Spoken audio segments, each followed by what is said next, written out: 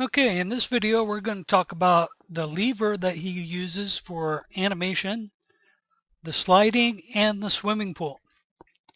So for the lever, basically, again, we're just going to go into the content browser, actor classes. Let's look at the categories.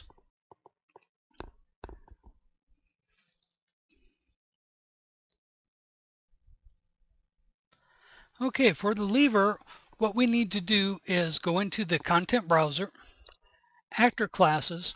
We're going to look at under the common and look at the triggers. Under the triggers, we have the Adventure Kit lever trigger.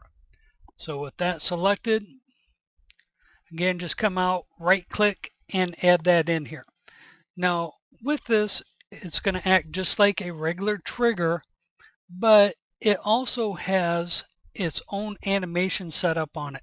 Again, the animation for this is done through the animation tree. So, and when you use it, it's just going to move that over and it would open a door, start an animation. You can see I'm just starting my Ferris wheel.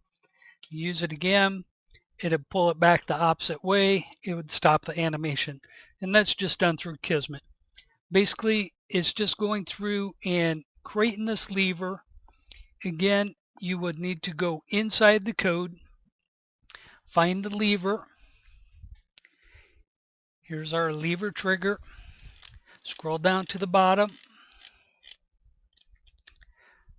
Find your animation set, your animation tree, and the skeletal mesh. So creating your own is as simple as that. Scale is just dealing with the size. How big do you want it? How small do you want it? And what size do you create that at? So pretty simple, easy. Again, just going into Kismet with that lever selected, you would right click.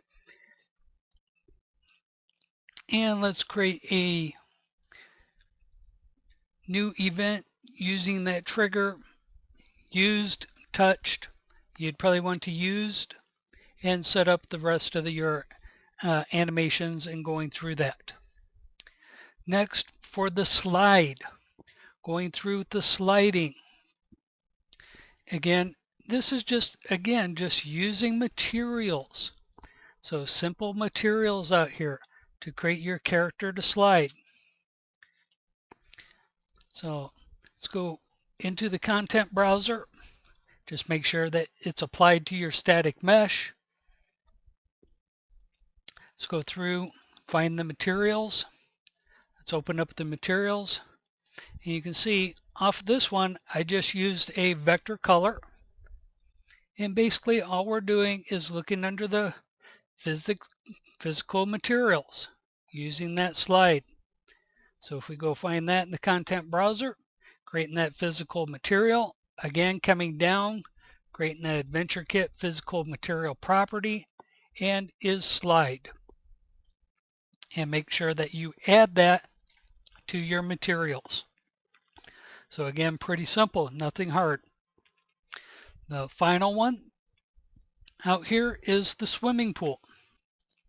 Now the swimming pool, all we're using here is basically going through and using his swimming pool volume. So again, just using the builder brushes and create your swimming pool any way you want. And let's go ahead and hide that. And looking at the volumes, so use that builder brush. And let's find his value that we have set up on this.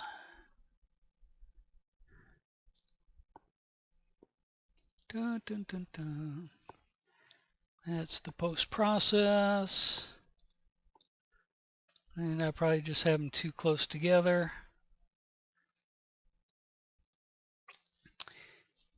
Anyway, we're just going through and using that volume out there. So you would just right click, add a volume. So let's find our builder brush again. I think it's sitting back over here.